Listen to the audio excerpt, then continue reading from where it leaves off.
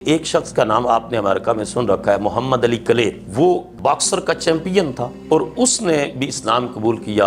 اور یہاں شروع میں یہ مارٹن لوتھر کنگ کی تحریک سے قبل وہاں وائٹ سپرمیسی رہی ہے۔ ہوٹل کے باہر، ریسٹورنٹ کے باہر لکھا ہے کتا اور کالا آدمی اس ریسٹورنٹ میں داخل نہیں ہو سکتے،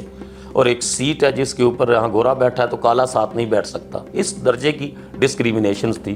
اور ایون کہ یہ جب افریقن سلیوز کو لے کر آئے تو اس میں 30% مسلمز تھے، بلکہ ابھی تو یہ ریسرچ نئی آ رہی ہے، کہتے ہیں کولمبس سے 200 سال پہلے مسلمان نارتھ امریکہ اور ساؤتھ امریکہ میں پہنچے ہیں۔ کولمبس کی تو ہمارا ایک فیڈرل ہالیڈے ہوتا۔ محمد علی کلے وہ مسلمان ہوا تو اس سے پوچھا کہ تو نے اسلام کی کس چیز نے تجھے امپریس کیا تو مسلمان ہوا؟ تو اس نے کہا کہ مجھے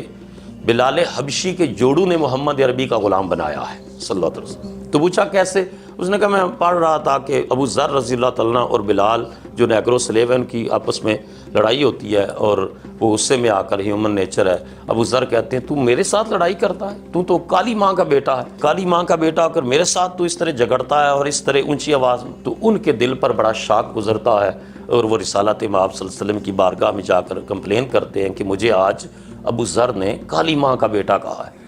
تو رسول اللہ صلی اللہ علیہ وسلم کہتے ہیں اگر عام لیڈر ہوتے تو فرماتے کہ اس میں کیا ہے، ایک جو ہے حقیقت ہے، لیکن رسول اللہ صلی اللہ علیہ وسلم نے النبی اولیٰ بالمؤمنین من انفسہم، جانوں سے جو بھی قریب ذات ہیں، انہوں نے فرمایا بلال جا کر ابو ذر کو میرا ایک پیغام دے کہ میری ایک ماں جن کا میں نے دودھ پیا ہے، میری رضائی ماں ہے ام ایمن رضی اللہ تعالی عنہ، وہ بھی کالے رنگ کی تھیں، اور جا کر ابو ذر کو میرا پیغام دے کہ میں محمد بھی کالی ماں کا بیٹا۔ تو اس نے کہا جب میں نے یہ پڑھا نا کہ جا کر بلال نے کہا تو ابو ذر نے رونا شروع کر دیا، اور رو کر کہا مجھے معاف کر دو۔ نے کہا میں نے معاف کیا۔ نے کہا نہیں میرا دل نہیں مانتا معاف کیا۔ اچھا کس طرح مانے گا؟ کہا جی میں یہاں لیٹتا ہوں، تم اپنے جوتے اتار کر میرے سفید اور سرخ رخساروں پر رگڑو تو ایک عربی کی نخوت کا تکبر کا بت پاش ہوگا، اور ایک عجمی غلام اور ایک حبشی غلام کی عزت اور وقار بڑھے گا، تب میں سمجھوں گا تو نے مجھے معاف کر دیا ہے۔ محمد علی کلے نے کہا human equality, human rights, human dignity, اس کے اوپر ہم نے لیکچر کانفرنسز تو بڑی دیکھے، لیکن اس پر معاشرہ صرف محمد عربی نے قائم فرمایا۔ تو اس وجہ سے میں نے اسلام قبول کیا ہے کہ عزت، راحت، سکون، وقار، یہ ساری چیزیں اسلام کا ورثہ ہیں۔ تو یہ آئیڈیالوجی اتنی انسپائریشنل اور فیسنیٹنگ ہے کہ اگر میں تو اگلے دن ایک یونیورسٹی میں لیکچر دیا تو میں نے کہا ہم مسلمان ہیزیٹیٹو ہیں، اللہ تعالیٰ نے جتنا ہمیں مالا مال کیا ہے علمی اعتبار سے کہ ہماری چیزوں سے لے کر کے وہ آگے بڑھ رہے ہیں، تو ہمیں اس کے اوپر کانفیڈنس بھی ہونا چاہیے، ڈیپ اسٹڈی بھی ہونا چاہیے،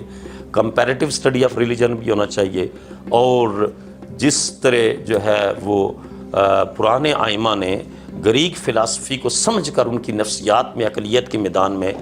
جواب دیا ہے، آج جدید علم کلام کی ضرورت ہے، اور اس جدید علم کلام کے ساتھ ہمیں سائنٹیفک اور ٹیکنالوجیکل ایرا کے اندر رہ کر انہی ہتھیاروں کے ساتھ اس فلسفی، اس کلچر، سویلائزیشن